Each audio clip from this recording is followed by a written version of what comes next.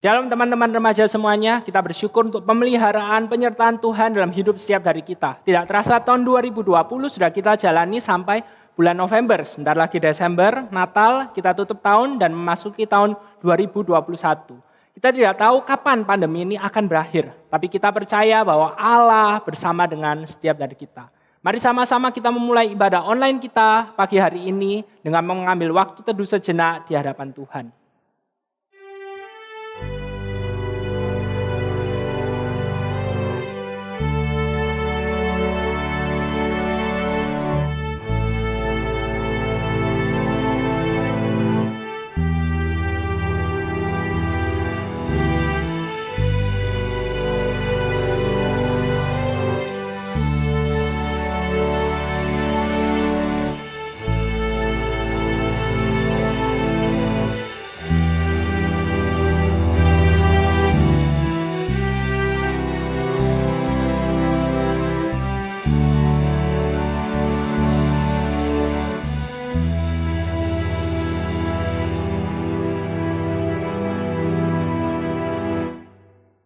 Ibadah kita pada pagi hari ini kita mulai dengan pengakuan bahwa pertolongan kita datangnya dari Allah Bapa, Allah Putra, dan Allah Roh Kudus.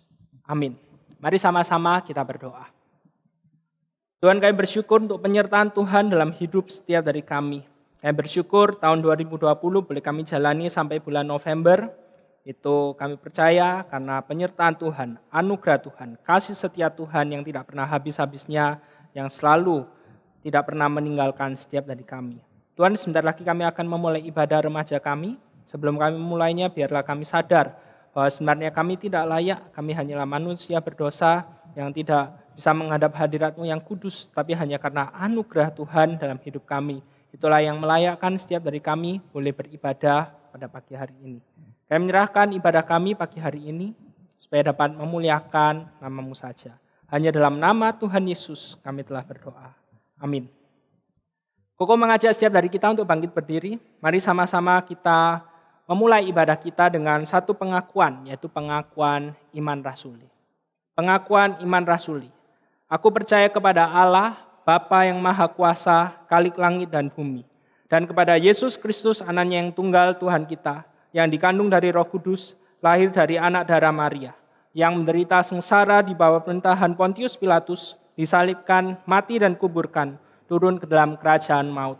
Pada hari yang ketiga, bangkit pula dari antara orang mati, naik ke surga, duduk di sebelah kanan Allah, Bapa yang Maha Kuasa. Dan dari sana Ia akan datang untuk menghakimi orang yang hidup dan yang mati. Aku percaya kepada Roh Kudus, gereja yang kudus dan am, persekutuan orang kudus, pengampunan dosa, kebangkitan orang mati, dan hidup yang kekal. Amin.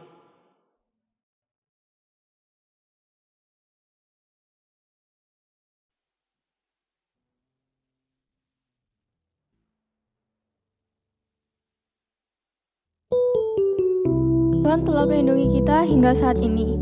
Itu berarti kita indah di mata Tuhan. Untuk memulai ibadah hari ini, mari kita sembah nama Tuhan kita sebagai ucapan syukur.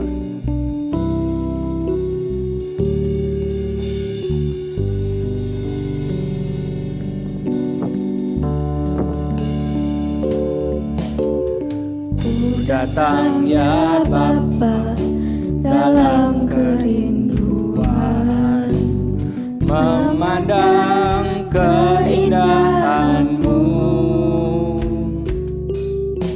Ku berikan segalanya, semuanya yang ada.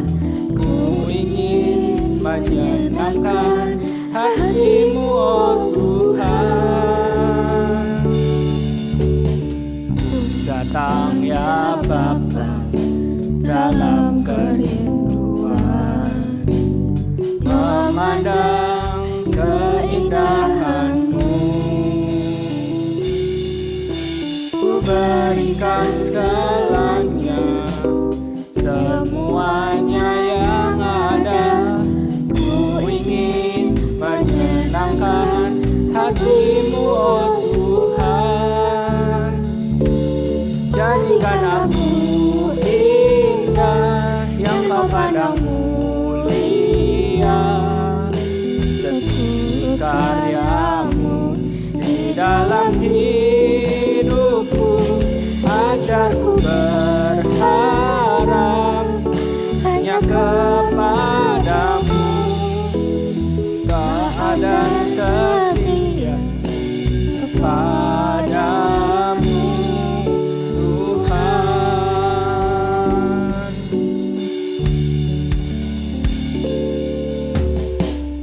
Datang ya Bapa dalam kerinduan, memandang keindahan-Mu. Ku berikan segalanya, semuanya yang ada. Ku ingin menyenangkan hati-Mu, oh Tuhan. Jadikan aku indah yang Kau pandang mulia, seluruh karya-Mu di dalam hidupku. Ajarku berharap hanya kepadamu, taat dan setia kepadamu Tuhan. Jadikan aku indah yang Kau pandang mulia, seluruh karya-Mu di dalam hidupku. Ajarku berharap hanya kepadamu, taat dan setia kepadamu Tuhan. Taat dan setia, taat dan setia, taat dan setia kepadamu Tuhan.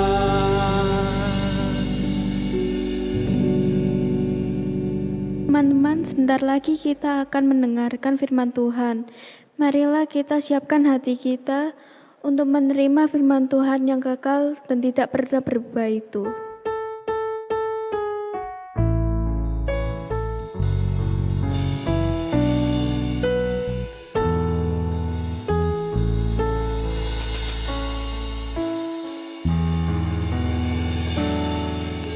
Siapkan hatiku Tuhan untuk dengar firman-Mu saat ini.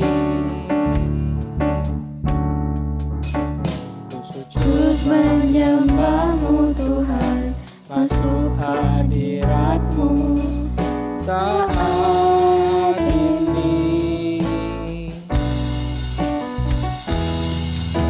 Curahkan urapan-Mu Tuhan bagi jemaat-Mu saat ini. Ku siapkan hatiku Tuhan untuk dengar firman-Mu.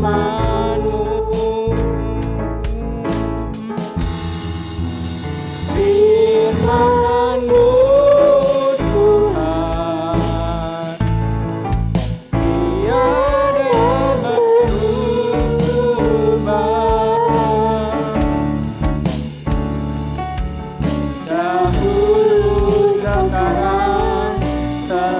selama-lamanya.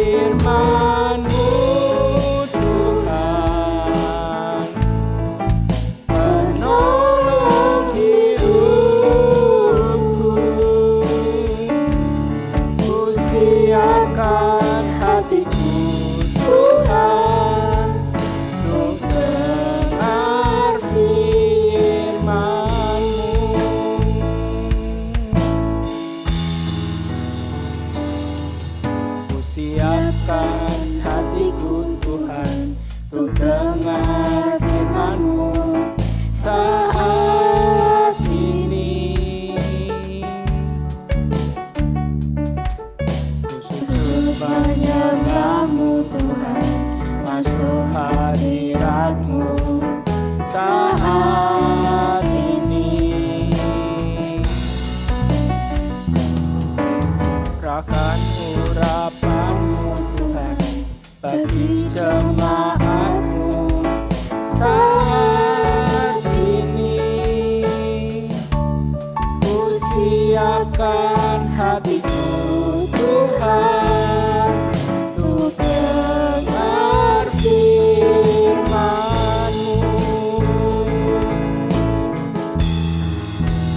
Firman-Mu Tuhan tiada berubah.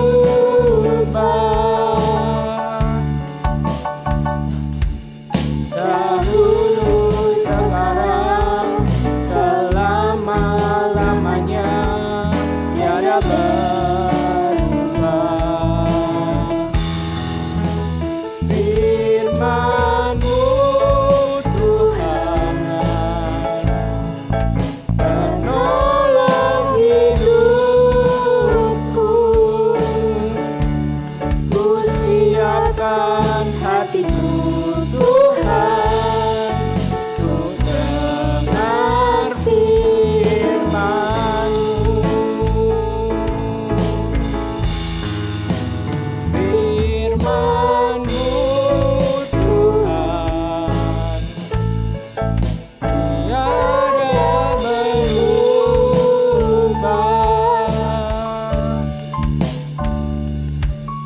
Dahulu, sekarang, selama-lamanya tiada berubah. Firman-Mu Tuhan penolong hidupku. Ku siapkan hatiku Tuhan untuk dengar firman-Mu. Ku siapkan hatiku Tuhan untuk dengar firman-Mu. Ku siapkan hatiku Tuhan untuk dengar firman-Mu.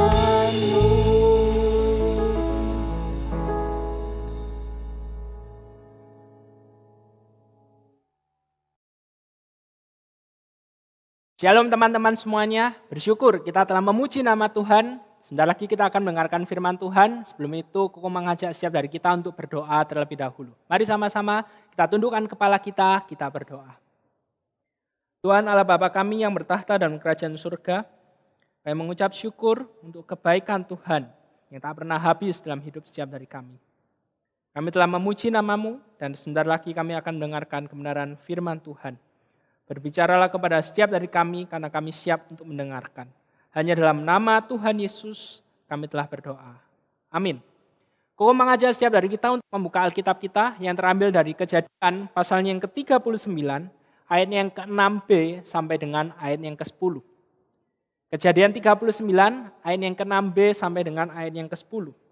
Kalau kita semua sudah menemukannya, Koko akan bacakannya buat setiap dari kita, dan kalian yang ada di rumah bisa memperhatikan Alkitab kalian masing-masing.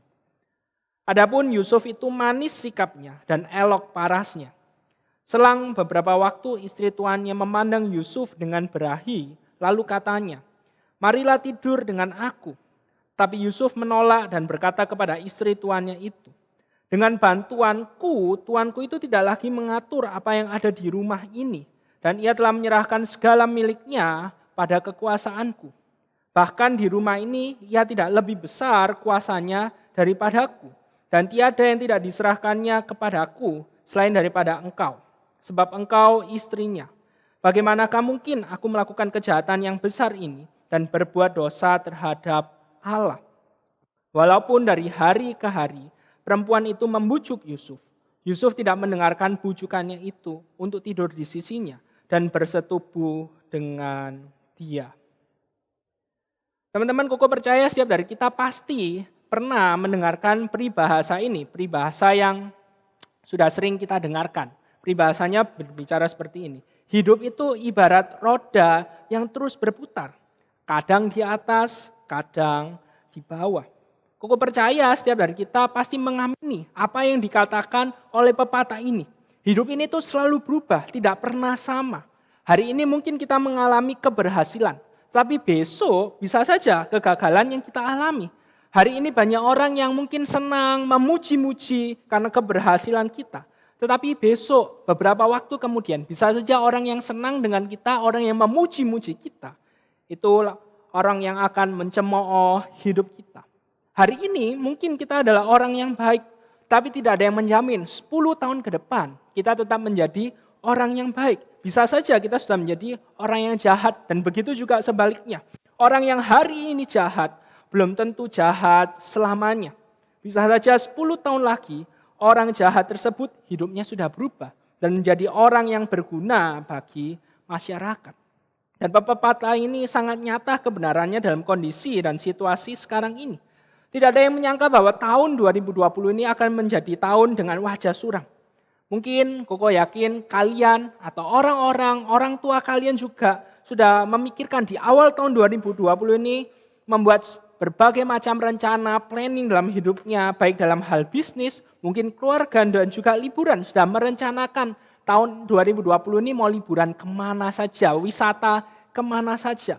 Tapi semuanya itu harus ditunda karena kondisi pandemi yang tidak segera berakhir ini. Kalau kita melihat foto-foto yang berikut ini, kita bisa melihat bagaimana ada banyak sekali PHK di mana-mana. Ada banyak sekali toko-toko yang harus tutup. Karyawan yang dirumahkan karena pandemi yang tak jelas kapan akan berakhir ini. Dulu tokonya rame, sekarang menjadi sepi. Bahkan banyak sekali toko-toko yang harus tutup. Padahal mungkin baru buka di akhir tahun 2011, tahun 2019 yang lalu. Dan ke depan kita juga melihat bagaimana resesi ekonomi pun sudah berada di depan mata. Teman-teman, tidak ada yang menyangka bahwa tahun 2020 akan menjadi seperti ini. Dan Koko juga yakin tidak ada yang menginginkan hal tersebut. Tapi inilah hidup. Bagaikan roda yang terus berputar, kadang di atas, kadang di bawah. Dan yang perlu kita sadari adalah, ini adalah hal yang di luar kendali setiap dari kita. Kita tidak bisa mengendalikan setiap kejadian yang terjadi dan yang akan menimpa kehidupan setiap dari kita. Tapi Koko ingin ingatkan bahwa kita itu bisa mengendalikan setiap respon yang kita berikan terhadap kejadian yang menimpa hidup setiap dari kita. Charles Swindoll mengatakan demikian, bahwa hidup ini 10%-nya itu cuma yang terjadi, tetapi 90%-nya itu bagaimana kita merespon terhadap setiap kejadian yang terjadi dalam hidup setiap hari kita. Jadi cuma 10% itu adalah hasil dari kejadian-kejadian yang menimpa hidup kita. Tapi 90%-nya itu adalah bagaimana kita meresponi kejadian-kejadian tersebut. Mau kita berada di atas, mau kita berada di bawah, bagaimana kita memberikan respon yang tepat pada waktu itu. Dan ini juga yang terjadi di dalam kehidupan Yusuf. Kalau kita melihat kehidupan Yusuf ini itu dipenuhi dengan berbagai macam kejadian, drama, kadang di atas, kadang di bawah, hidupnya itu terus berubah. Kalau kita melihat dalam slide ini, yang pertama itu Yusuf disayang oleh Yakub. Tapi yang berikutnya kita bisa melihat bagaimana Yusuf itu dibenci. Karena terlalu disayang oleh Yakub, akhirnya Yusuf itu dibenci dan Yusuf itu dijual oleh saudara-saudaranya. Dan kita bisa melihat setelah dijual, Yusuf itu dikhianati oleh istri Potifar, istri majikannya. Padahal Yusuf sudah bekerja dengan sangat setia. Dan yang berikutnya, Yusuf dilupakan oleh juru minuman raja. Padahal dia sudah sangat baik menafsirkan mimpi dari juru minuman raja. Sehingga akhirnya mimpi tersebut menjadi kenyataan. Tetapi hidupnya dilupakan. Tapi kita bisa melihat di akhir kitab Kejadian bagaimana Yusuf itu menjadi penguasa di Mesir. Ada banyak sekali drama, ada banyak sekali kejadian-kejadian yang tidak diinginkan oleh Yusuf. Mungkin ada yang diinginkan. Tapi juga banyak yang tidak diinginkan oleh Yusuf dan itu harus Yusuf alami. Teman-teman, kalau misalnya kita menjadi Yusuf dan kita mengalami semuanya ini apa yang dialami oleh Yusuf, Apakah yang akan menjadi respon setiap dari kita? Koko pikir kalau Yusuf pada waktu itu marah sama Tuhan, sah-sah saja. Yusuf bisa melakukan hal tersebut. Yusuf bisa saja ngambek dengan Tuhan, memilih untuk hidup tidak benar di hadapan Tuhan. Tapi kita bisa melihat bersama-sama bagaimana Yusuf itu tidak memilih hidup yang seperti itu. Ia memberikan respon yang tepat. Ia sadar bahwa hidupnya ini itu cuma 10% aja yang dipengaruhi oleh kejadian-kejadian yang dialami, yang terjadi dalam hidupnya. Tapi 90% itu ditentukan oleh bagaimana responnya dia terhadap kejadian-kejadian tersebut. Dan kita bisa mengetahui ada ayat yang sangat terkenal sekali. Itu dalam Kejadian 50 ayatnya yang ke-20. Di sana dikatakan demikian. Memang kamu telah mereka-rekakan yang jahat terhadap aku. Tapi Allah telah mereka-rekakannya untuk kebaikan. Dengan maksud melakukan seperti yang terjadi sekarang ini. Yakni memelihara hidup suatu bangsa yang besar. Teman-teman, di sini kita bisa melihat bagaimana Yusuf itu memberikan respon yang tepat. Karena ia meyakini bahwa dalam setiap musim kehidupannya, baik ia berada di atas, baik dia berada di bawah, Allah itu ada. Allah itu hadir dan Allah tidak pernah meninggalkan hidupnya. Dan ini yang dikatakan oleh Rasul Paulus dalam Roma pasal yang ke-8, ayat yang ke-28. Teman-teman bisa baca di slide. Tapi Roma 8 ayat yang ke-28 ini mengingatkan setiap dari kita bagaimana segala sesuatu itu terjadi. Tapi di balik semuanya itu Allah mengerjakannya untuk kebaikan setiap dari kita yang adalah anak-anaknya. Maka dari itu ketika kita melihat kebenaran firman Tuhan ini, pertanyaannya adalah, yakinkah kita bahwa Allah itu senantiasa hadir dalam setiap musim kehidupan kita? Yusuf yakin dengan hal tersebut.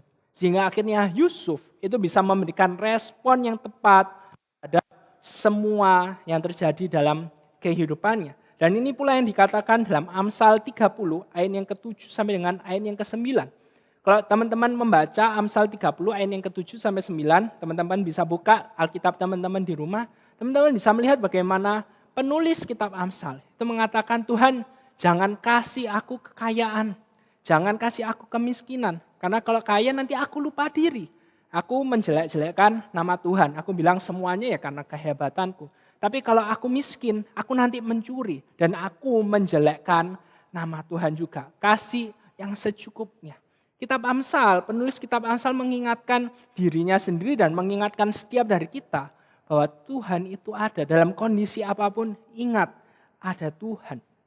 Dan kembali lagi ke firman Tuhan hari ini dalam Kejadian 39, kalau kita melihat keseluruhan narasi cerita dari Yusuf, kita bisa melihat ada satu kalimat yang terus-menerus keluar. Bagaimana Tuhan menyertai hidup Yusuf.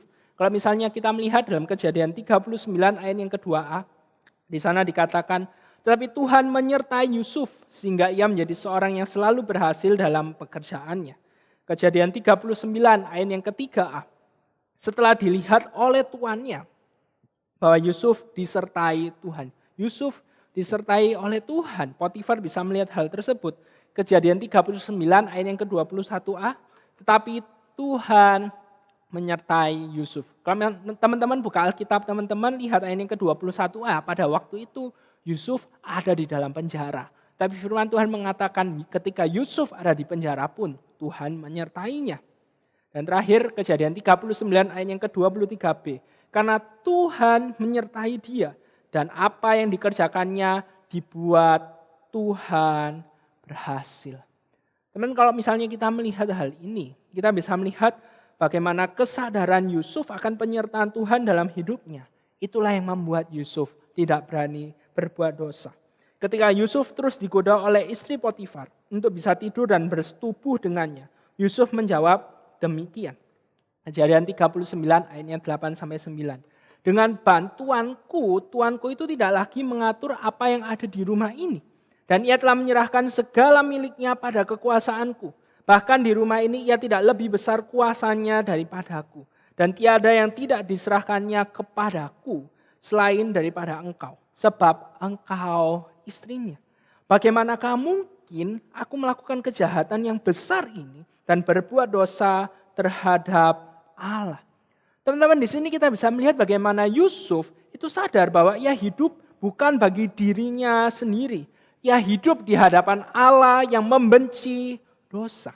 Dan ia tidak mau menjalani suatu kehidupan yang berlawanan dengan kehendak dari Allah yang ia sembah itu. Ia sadar bahwa Allah itu ada, Allah itu nyata dan hadir di dalam hidupnya. Dan kesadaran itulah yang membuat Yusuf tidak berani dan tidak mau berbuat dosa terhadap Allah. Ini kebalikan dari setiap dari kita.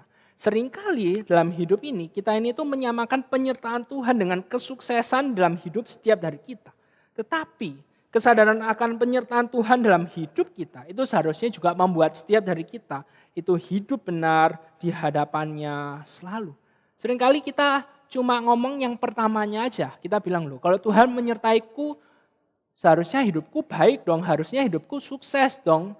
Kita bilang, kalau Tuhan ada, kenapa kok hidupku seperti ini saja?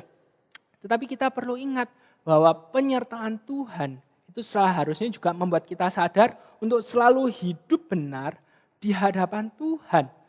Maka dari itu kalau misalnya kita gagal, kita tidak mengalami keberhasilan, mungkin itu adalah alarm pengingat buat setiap dari kita. Bahwa penyertaan Tuhan bukan hanya berarti kita mengalami kebaikan, kita mengalami kesuksesan. Tapi ketika kita sadar bahwa Tuhan ada, Tuhan nyata, Tuhan beserta dengan setiap dari kita, maka itu seharusnya membuat setiap dari kita ini itu hidup senantiasa lurus, benar di hadapan Tuhan.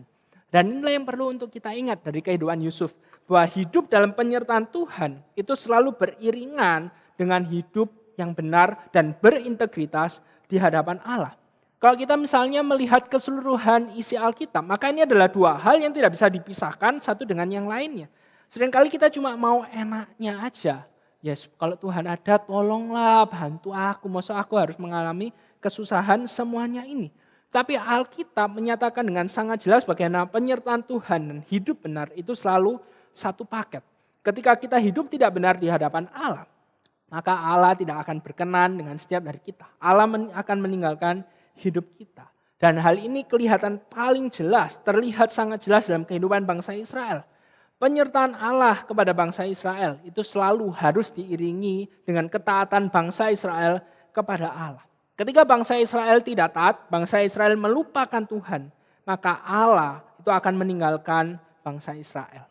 Maka dari itu kalau kita misalnya melihat di ayat yang ke-10, di sana dikatakan demikian. Walaupun dari hari ke hari, perempuan itu membujuk Yusuf. Yusuf tidak mendengarkan bujukannya itu untuk tidur di sisinya dan bersetubuh dengan dia.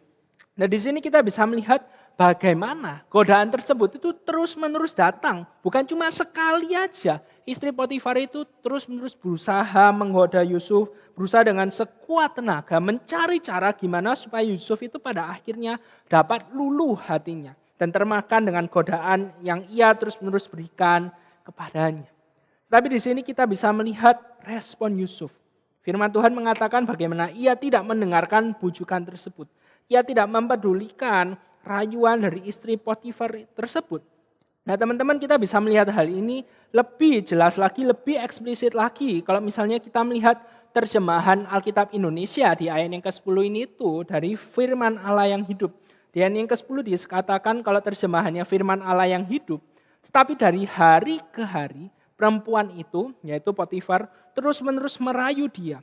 Walaupun Yusuf menolak dan sedapat mungkin menjauhkan diri daripadanya. Ini menarik sekali. Kalau misalnya kita melihat terjemahan baru, Alkitab yang biasanya kita pegang, di sana dikatakan Yusuf cuma tidak mendengarkan bujukannya untuk tidur di sisinya dan bersetubuh dengan dia. Tetapi kalau kita melihat terjemahan firman Allah yang hidup, gambarannya itu sangat jelas sekali yang dilakukan oleh Yusuf adalah Yusuf menolak dan sedapat mungkin itu menjauhkan diri daripadanya. Ini adalah fakta yang sangat menarik sekali. Kita bisa melihat Yusuf juga pria. Yusuf lemah terhadap hal tersebut.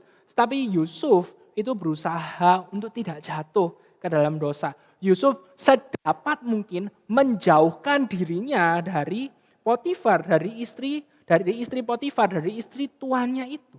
Teman-teman seringkali dalam hidup ini, ketika kita jatuh ke dalam dosa, ketika kita kalah terhadap godaan dosa, alasan klasiknya adalah ya godaan tersebut terlalu kuat. ya gimana dong, aku juga manusia, daging itu lemah. Jadi ya aku kalah, ya manusiawi sekali kalau aku kalah terhadap godaan dosa tersebut karena godaannya terlalu kuat. Tapi sebenarnya kalau kita mau sungguh-sungguh hidup di hadapan Tuhan, maka itu hanyalah alasan saja. Karena seharusnya ketika kita sadar kita ini itu adalah anak Tuhan, maka kita ini tuh mampu untuk berkata tidak kepada dosa. Kita seharusnya bisa membuat suatu strategi bagaimana supaya kita ini tidak jatuh ke dalam dosa yang sama dan itu aja. Dan kita perlu sadar bahwa sebagai seorang anak Tuhan, kita ini tuh sudah tidak lagi hidup di bawah kuasa dosa. Jadi ketika kita berhadapan dengan suatu godaan, pertanyaannya tinggal apakah kita memberikan godaan tersebut kesempatan untuk menang atas kita atau tidak. Karena seringkali dosa ini tuh bukan menjadi musuh kita, tapi menjadi teman favorit kita. Kita membiarkan diri kita sudah tahu kalau dalam posisi ini tuh kita lemah, tapi kita membiarkan diri kita berada dalam posisi lemah itu. Gambarannya itu kita sudah tahu di depan itu adalah jurang, tapi kita membiarkan diri kita berada dalam posisi tersebut. Sehingga sekali kesalahan kecil aja, kita pasti jatuh ke dalam dosa. Nah, Koko mengajak setiap dari kita untuk menonton cuplikan video yang berikut ini, yang menggambarkan bagaimana seringkali relasi kita dengan godaan dosa dalam hidup ini.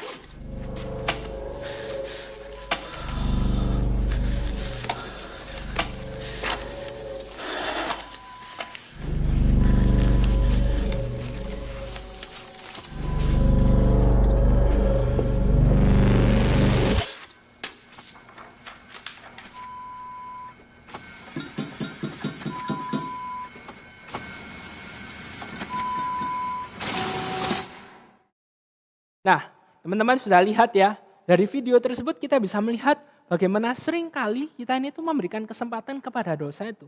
Pertamanya kita deg-degan mungkin. Deg-degan. Mana ya, aku sudah berbuat dosa ini. Tapi ketika kita melakukan, kita sudah menjadi semakin nyaman, akhirnya kita nyemplung ke dosa tersebut dan kita merasa, sudahlah, bukan masalah besar lah, bukan membunuh, bukan dosa-dosa besar, jadi sudahlah, enggak apa-apalah. Yang penting orang lain juga enggak tahu. Dan ini seperti yang dikatakan dalam Yakobus 1 ayat yang ke-14 sampai dengan ayat yang ke-15. Di sana dikatakan demikian. Tapi tiap-tiap orang dicobai oleh keinginannya sendiri. Karena ia diseret dan dipikat olehnya. Dan apabila keinginan itu telah dibuahi, ia melahirkan dosa. Dan apabila dosa itu sudah matang, ia melahirkan maut. Firman Tuhan mengatakan dengan jelas bahwa ketika kita ini tuh dicobai, kita itu jatuh karena akhirnya kita ini itu kalah dengan keinginan diri kita sendiri. Tindakan berdosa dimulai dengan sebuah keinginan. Mungkin pertama kali kita memikirkannya, kita masih, ini salah ini rasanya. Kalau ketahuan nanti gimana? Tapi ketika pemikiran, kesempatan, godaan-godaan tersebut kita biarkan terus-menerus muncul dalam hidup setiap dari kita. Akhirnya kita sudah terbiasa dan akhirnya kita terus-menerus melakukan dosa tersebut. Seperti yang tadi kita tonton bersama-sama dalam videonya, bukan? Awalnya tidak ketahuan, ya kita bilang oke, ini masih bisa. Kita masih bisa melakukan hal tersebut. Tapi akhirnya seperti yang dikatakan oleh firman Tuhan, bagaimana apabila dosa itu sudah matang, ia melahirkan maut. Dan ketika kita terus-menerus berada di dalam kuasa dosa, akhirnya kita harus menanggung konsekuensi dari dosa yang kita lakukan. Teman-teman, kita perlu mengingat bahwa dosa itu bukan yang kita lakukan, bukan lahir dalam satu malam aja, tapi melainkan hasil dari suatu proses yang kita biarkan terus-menerus terjadi dalam hidup setiap dari kita. Itu kenapa kok kita bisa berdosa dalam hidup ini. Kita melakukan dosa terus-menerus karena kita sudah terbiasa dengan hal tersebut. Itu bukan hanya suatu proses yang terjadi sekali aja, langsung kita terbiasa, kita canggih melakukan dosa itu. Tapi kita membiarkan diri kita berada dalam posisi tersebut. Padahal Tuhan Yesus itu telah menebus hidup setiap dari kita. Telah mengampuni dosa kita. Ketika kita menyadari hal tersebut. Ketika kita menyadari betapa besar anugerah Tuhan buat setiap dari kita.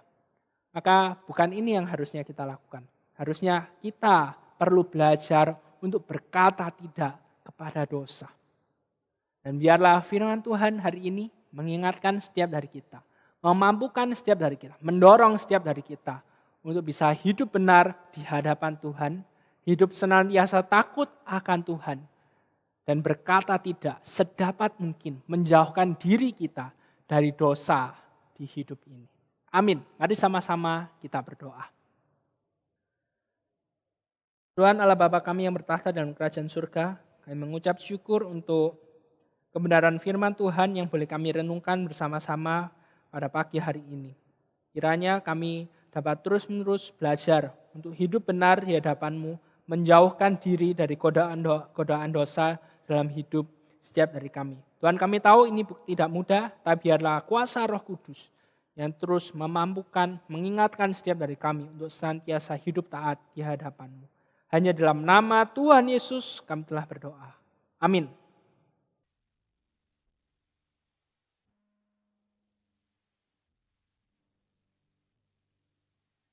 Kita patut berterima kasih kepada Tuhan atas segalanya. Ayo sama-sama berikan persembahan yang terbaik untuk Tuhan.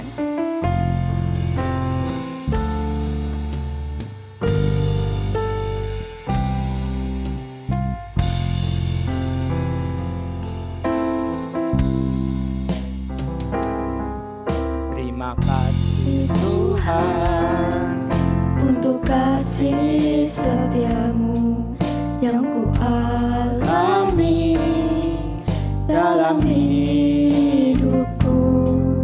Terima kasih Yesus untuk kebaikan-Mu sepanjang hidupku. Terima kasih Yesusku buat anugerah yang Kau beri. Sebab hari ini Tuhan adakan syukur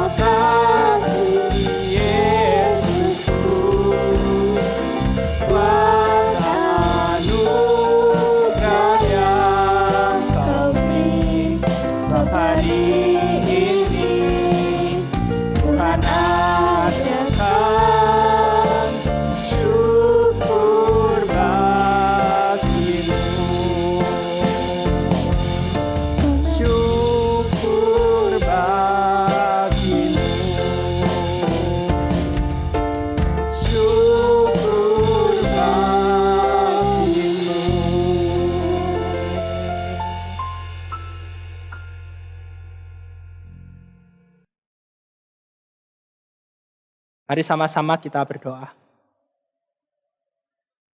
Tuhan, inilah persembahan yang telah kami berikan, jauh dari berkat yang telah Engkau berikan buat kehidupan setiap dari kami.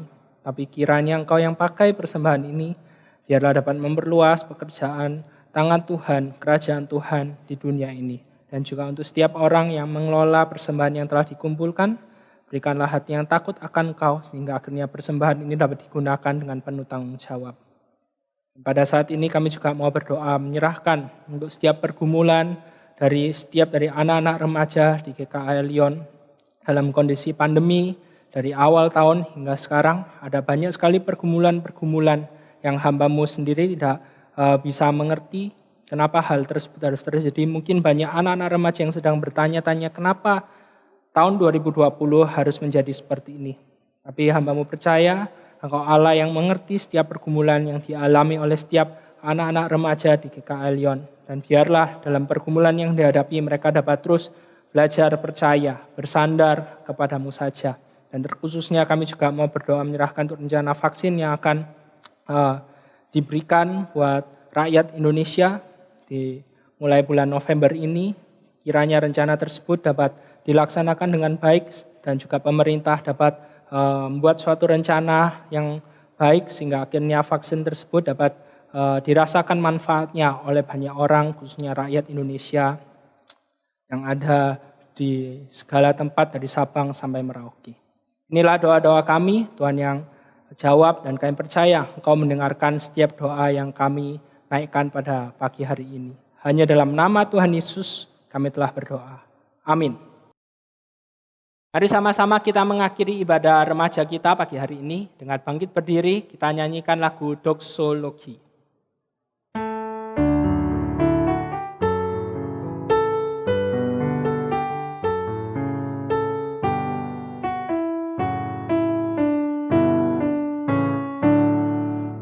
Puji Allah sumber berkat, puji Dia segenap ciptaannya, puji Dia para malaikat, Bapa, Putra, dan Roh Kudus. Amin.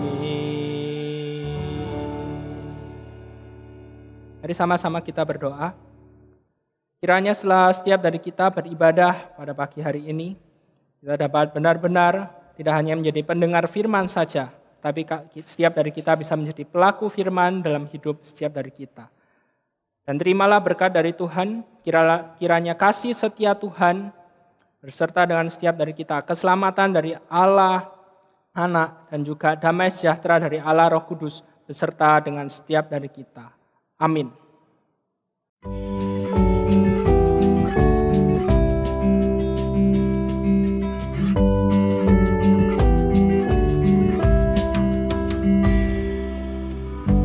Tuhanlah kekuatan dan mazmurku, Dia gunung batu dan keselamatanku.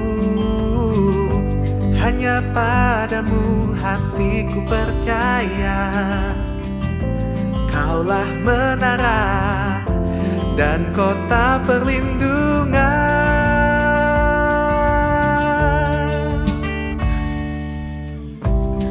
Mau selalu bersyukur sebab cintamu padaku takkan pernah berubah. Hatiku percaya walau